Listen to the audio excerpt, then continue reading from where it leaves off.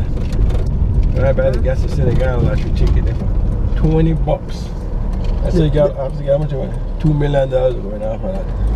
And the ticket costs $20? You know how much $20 they're gonna make? They make no dummies. I ain't buying no lottery ticket for $20. You crazy? I don't even want to buy a lottery ticket for $1. I'll be honest with you. The highest I buy is $2. No more than that. Yeah, $2 man. $2 man. So it's Monday morning. I think it's June the 22nd. Usually at this time of the month I lose track of the days because I have already paid all the bills for this month except for the light bills. Those always are due like around the 27th of the month. And let me tell you, the light bill eats me alive, especially for the summer, because usually I'm paying $300 at the shop and about $400 at the house for the month, guys. You know, so for people who think, oh, she's self-employed, so she's rolling in dough. No, I'm not. No, I'm not. All the money goes back right into the stupid business. So Joe and I are heading into work right now, if you haven't figured it out yet. We're still working on those small bottles, but it's the second product, and Joshua and I love the second product because it's only 3 lines on the bottle, so we can check it more easily. And even on the 3 lines, the TM is not on the N. We don't like the TM being on the N because sometimes Joe could tape it off and we don't pay attention. The TM has disappeared. We like the TM in the middle of the line. So I wanted to ask you guys a question. What would you do if you had a friend and you know that that friend just keeps lying to you about like stupid things? I mean, it's nothing that's gonna make or break the friendship. It's nothing that's gonna harm me. So it's not like, oh, I'm hurt from this. Not that kind of hurt. Like when my family member did that hurt to me way back when. You guys know what. They're watching the vlog now. So, what would you do? Would you call that person on the lies? Joe, would you call the person on the lies? Yeah. Huh? I would. You would? I would. I mean, it's not like it's gonna hurt me because I've already put that person in front of me. For Belizeans, when we say that we have you in front of us, it means that we don't trust you, and so you're not gonna be behind me. So, Joe, I'm not blocking you from seeing anything, right? With the camera? Mm-hmm. Okay. Please don't get hit on my side because I don't want to be crippled the rest of my life. Are you checking on your side?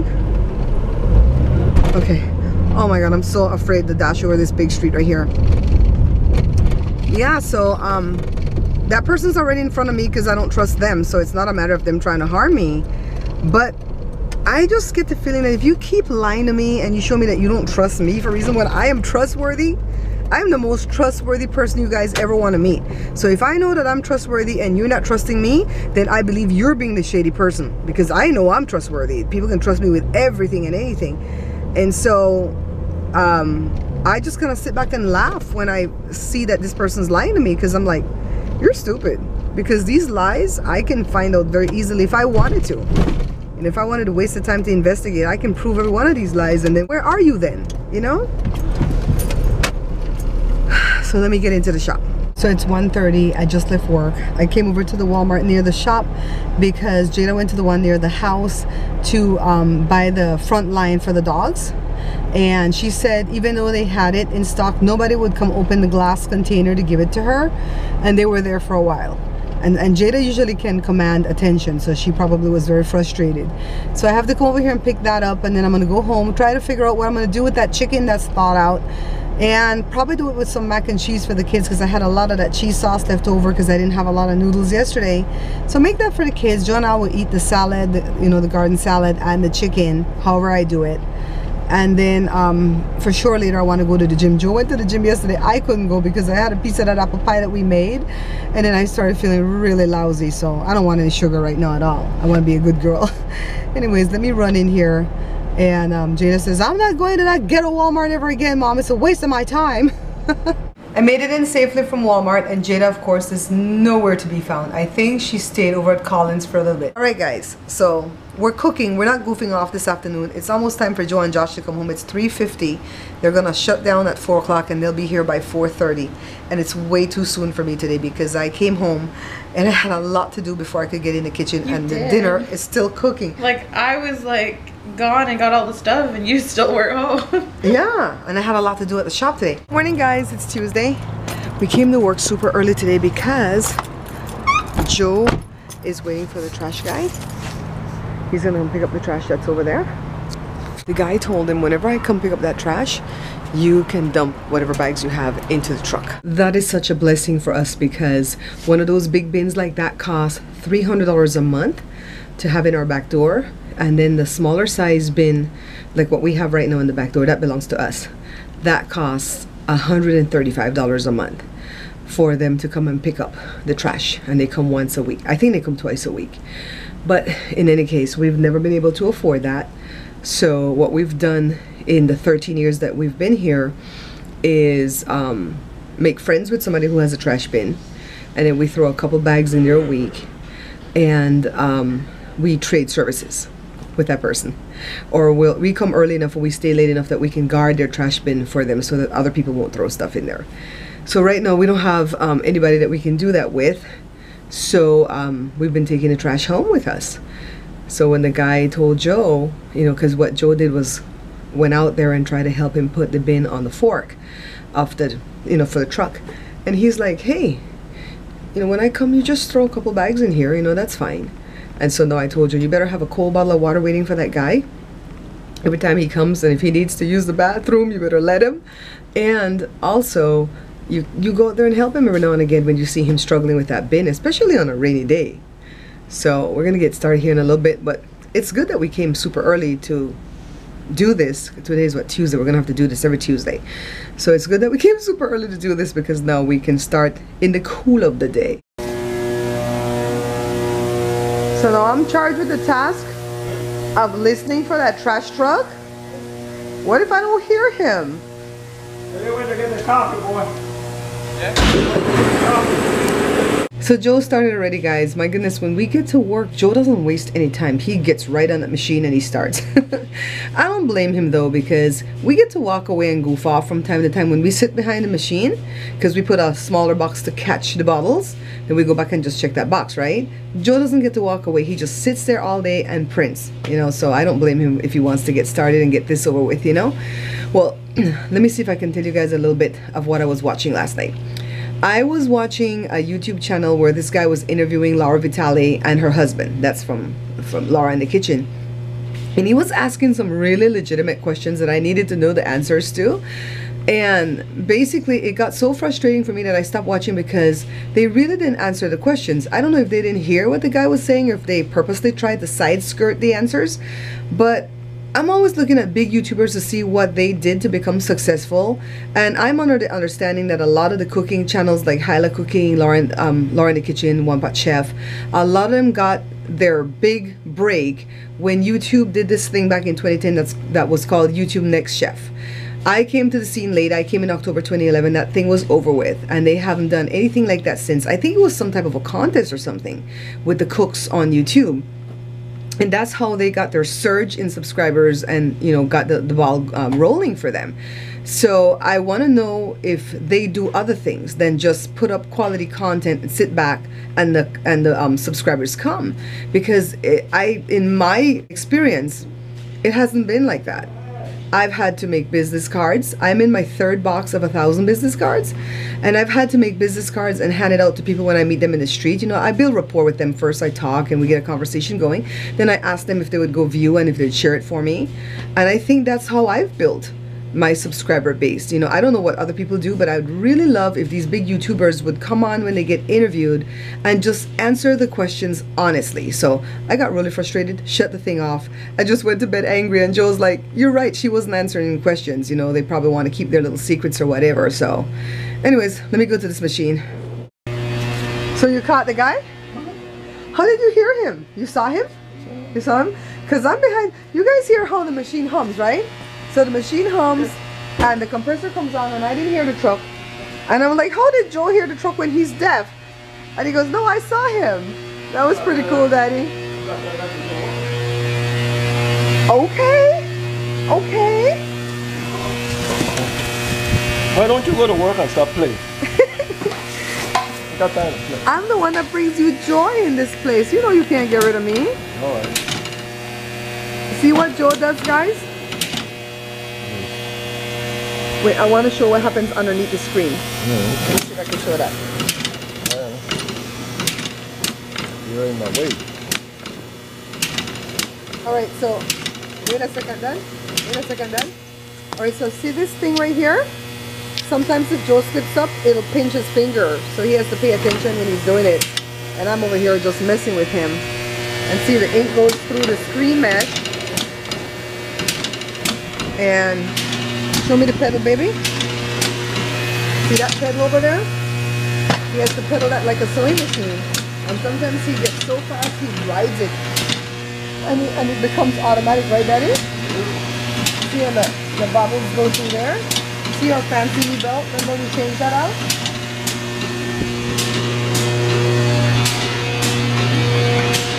And then I have to stay on the end here to check these. See that light? You don't ever want to look directly to that light because you'll get a flash like a welder. You see the bubbles here? These bubbles are no bigger than like 2 Benadryl capsules put on top of each other, okay? The quick update on Mom, we just finished the box, so I have like 3 minutes before I have to get back to the machine. The quick update on Mom is that she had a fantastic day for Father's Day, and she ate like almost full meals and stuff, and then she paid the price yesterday and last night.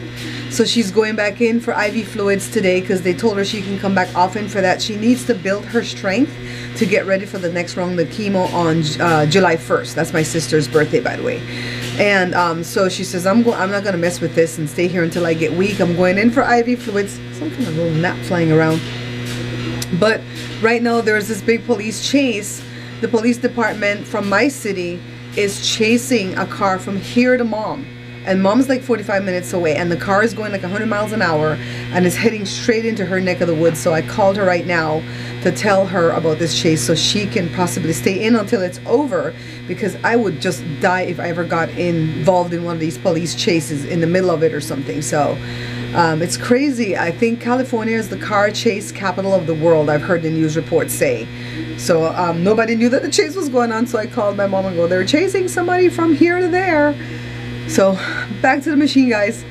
It's Tuesday afternoon, and I hope that this spot right here gives me good lighting just to sit and chit chat with you guys for a quick minute. This house has a lot of windows, but the lighting is so horrible. I'm telling you, this is my workstation behind me. I'm getting ready to edit some stuff right now, and I'm in my room. The fan's on. I hope that's not annoying to you guys. But Jada says, Mom, it's a vlog. You're supposed to have all these things. When I'm doing my voiceovers for the cooking show, I shut the air off, the fan off, everything off, and I want peace and quiet, and then I'm sweating bullets. I'm sweating, pouring sweat, because I don't want you guys to have all that, you know, excess noise in the background. What I wanted to talk with you guys about. I just figured out why I became disenchanted with the vloggers that I was watching. Jada was the one that enlightened me. She's got a couple of vloggers that she watches, and she adores them, and they give her great joy when she watches their videos. And I hope that's what my videos do for you guys too. But I was hooked on a few vloggers, and then I became disenchanted and I stopped watching. No fight, no animosity. I would still love to support them because I still think they're beautiful people. But there were things that started to get on my nerves. Like the big vloggers, I'm not going to name any names, okay? The big vloggers, they're always in a meeting. And I'm like, tell me what the meeting is about, because if you can't tell me what the meeting is about because it's about, you know, getting sponsors for your vlog or whatever, then don't show me the meeting at all. And when they're constantly eating out all day long. There was one specific vlogger that ate out so much that I wondered how come they weren't ill. And they went to the doctor, and saying they because I don't want to tell you if it's a boy or girl, and they had everything: pressure, sugar, what's the other one, cholesterol, everything. And I knew they were gonna get sick because they ate out so much. And then there's another vlogger that wastes a lot of water all the time. They're located in Nevada. We have a drought going on over here, and every time I see that water pouring, like, she'll have these sit down chit chats with you guys. I can say she because it's a whole family that does it. And they'll have the sit down chit chat, and right at the kitchen sink with the water pouring while doing the dishes or something. I'm like, that really bugs me. Or if they have the kid washing off the plates with 10 gallons of water to just stick it in the dishwasher, that's going to use more water. That bugs me, so that I really started to get annoyed. I don't say anything ever, you know, because I try not to put any comments. There was another vlogger that I really adored, and I would comment on their page, and I always try to be positive. But there was a time that I started to dislike, you know, when they were like scolding their kids on camera, because I felt awkward and uncomfortable with them scolding the kids on camera, because I'd rather them turn the camera off, scold the kids, and then come back on, because I think children are watching from the middle school and high school where the kids go, and I don't want the kids to be teased because, you know, mom and dad are scolding them on camera. So that made me feel uncomfortable. I didn't say anything about that, but it really made me feel uncomfortable. And then there was one time that the person put up a vlog where they were doing something that was clearly illegal, and my son told me, warn them, mom, because if you know, it's something that other people would think it's cute, but I don't think it's cute, right? So Josh says, go ahead and warn them not to put these kind of videos out, because if somebody wanted to harm them, they could turn this video into the authorities and they could go find them and arrest them for what they're doing. And, you know, also warn them not to show the address on their house, their license plate, you know, stuff like that. And we were really looking out for them. And so I sent the email and I just said, you know, don't be offended, but don't show these kind of things in the vlogs, because if someone wanted to harm you, they could with this information that you have put out here. It's for public consumption. And the person answered me back as politely as could be, no animosity, no bitterness, no anything. And they said, thank you for the thought, but this is not a concern of mine. And so what that tells me is that they know that the viewers that are watching them are just like them and would probably do the same things that they're doing. And so basically none of my viewers are going to turn me in, and I certainly won't. I will just stop watching because I can't stomach it. But that just tells me that they know what their viewers are and that they won't turn them in. And I don't believe that I am 100% loved in YouTube. You know, I have a lot of people that love me in YouTube, and I thank you guys for that. You guys know who you are.